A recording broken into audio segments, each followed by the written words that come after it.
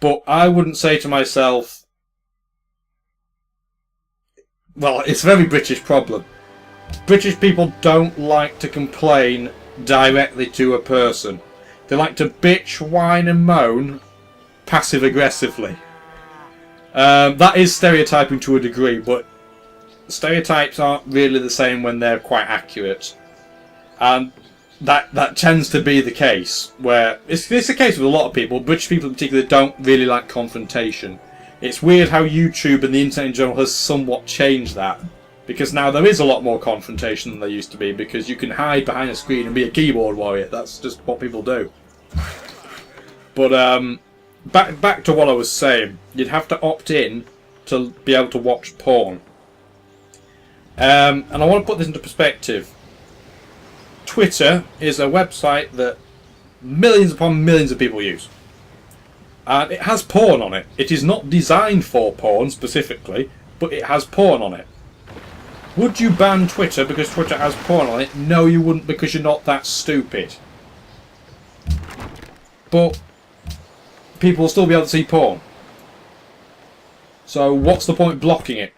Wouldn't it be a lot better to teach kids and people in general, but especially kids, because they're obviously going to grow up at the computer age now, about porn and what's realistic about porn and what you shouldn't expect in real life that you might see in porn. For example, you shouldn't expect every male genitalia in real life to be 10 inches long or bigger. Some people aren't blessed with that. I'm not going to comment. But obviously, it is a concern that some people take porn too seriously or use it as ammunition for what real life should be like, which it really should not be. So obviously that's a concern. What's also a concern is where I'm going to put this city, because I wanted to put it here initially, but I'm not convinced now. The thing is that those 3 tundra tiles are valuable but rubbish, if you know what I mean.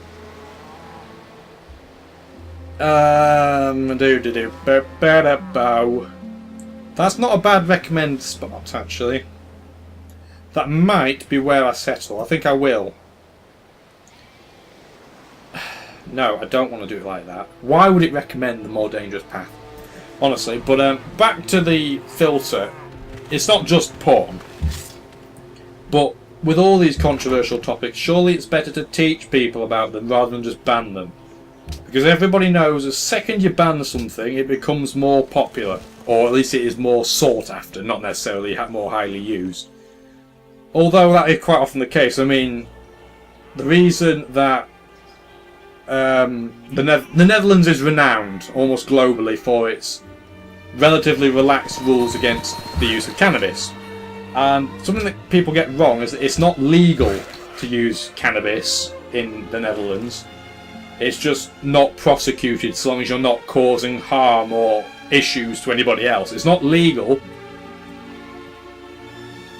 Which, like I said, a lot of people believe it is, and I'll be honest with you, even as a reasonably well-educated geographer, I thought it was legal as well, before I'd actually done my homework on it. So I'm not judging anybody for not knowing there. But more importantly than that, to sort of go on with what I was saying, their attitude was that if you criminalise it, what's going to happen is that everyone's going to use it in ways that are not safe. They're going to buy it off people who are of ill repute. It may be of dodgy standard. It may have false products in it. For example, you know, when you have a lot of illegal drugs, a lot of it is filled with laxative, frankly, and things like baby powder, and also all sorts of whacked out stuff can be in illegal pills, because obviously they're not regulated because they're illegal. But if you do it in such a way that you say, okay, that's legitimate and you're allowed to do it within reason, so long as you're not pissing anybody else off or being retarded, surely that logic will make a lot more sense, because you're showing to people by keeping it illegal that it's not good, but you're saying to people you can use it so long as you're not being a dickhead about it. And I think that's a very good way of going about it. I would not say making everything that's dodgy for you legal is a good idea. I'm not a hippie in that mental guard. I am quite liberally minded, but I don't think that's the solution. There was a talk that they were going to make, what's it called? Heroin legal for a while. And I can't even begin to explain to you what a bad idea that would be. And also, I've jumped the gun and my empire is now unhappy before I got to a golden age. Bugger. That's not what I meant to do, obviously. What I can do, though, is build some happiness buildings, which will help me. How much does it cost? $11.50. I can build 1.5.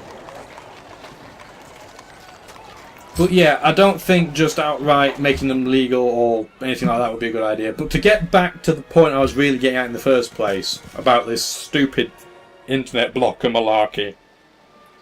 It's the sort of idea that comes from people that don't understand how the real world works. Which is a big criticism of politicians in general, but it smacks of people that haven't experienced enough variety of life to realise what's a good and a bad idea. And Greece built Knossos or Knossos there, which is a new city as well. It's just an absolutely terrible idea. And if you've been watching anything on the internet over probably the last month, someone, now everyone will have brought it up. And as a Brit, I feel I should bring it up now. Not a Brit for much longer, but it must be said, because I am emigrating to Canada. Not because of the porn laws. Not because of that, for to go and be with family and all that, but it does seem very bizarre. It seems, unfortunately, incredibly stereotypically British that anything that's not prude is instantly not liked. But that's not the modern UK. Modern UK is full of pikeys and chavs and people that like to pretend they're posh with double-barreled surnames but aren't, and it's really the stereotype of having a man with a moustache and a bowler hat, wearing an Argyle jumper, eating a crumpet while drinking a cup of tea with his pinky out. That's really not very accurate anymore. Parts of that still exist in people, but that's not an accurate reflection of the UK anymore. I'm not entirely sure it was ever a particularly accurate reflection of the UK, but it's less so now than it was. Let's just get it out there that way. I mean, I'm 21 with the mental age allegedly of 81. I'm not quite like that. That's an exaggeration, obviously, but I like Argyle jumpers. I even like matching Argyle socks. I like slippers and all that sort of thing. But I'm not prude. And, 98% of the UK population isn't particularly prude, or I should buy a university. While I remember in Coimbra, and that's just not how the UK is anymore. It just feels like a legislative rule like that is completely backwards. And in a time where we're trying to get people as educated as possible and, as open to everything as possible, it seems a very backward step to do something like that.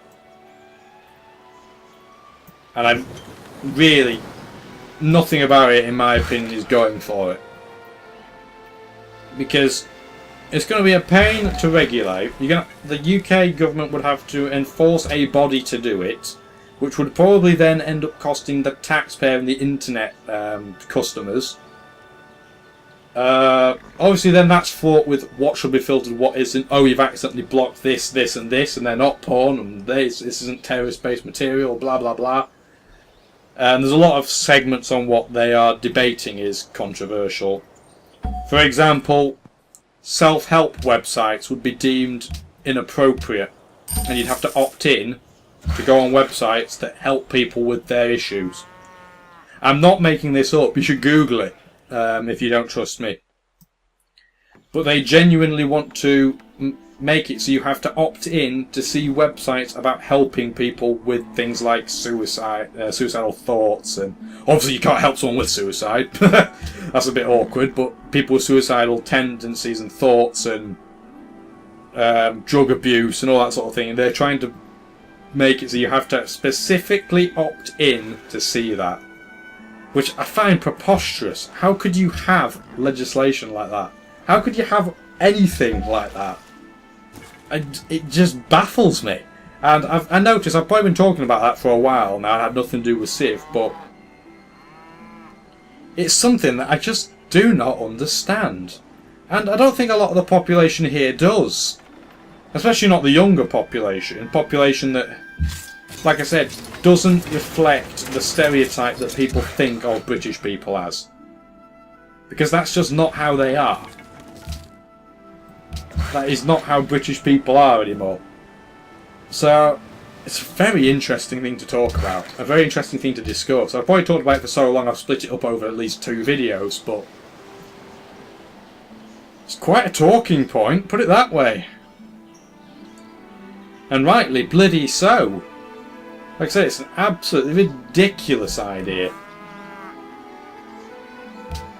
And I'm not saying that as a person, like I said, that's got an incredibly strong left hand due to him being doing this, that and t'other.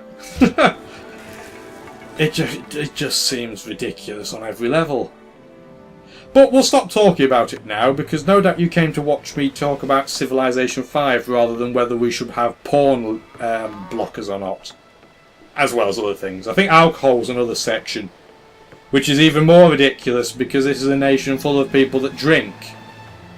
I think Scotland's the highest drinking nation in the European Union, or at least in Europe full stop I believe actually, and England's second.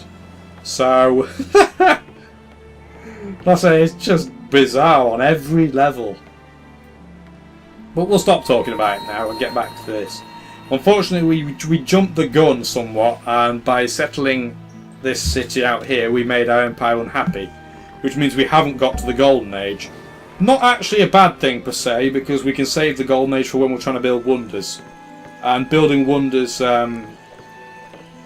is a good thing to do in a Golden Age because you get a 20% bonus to your production, so you really want to carve wonders out during the Golden Age.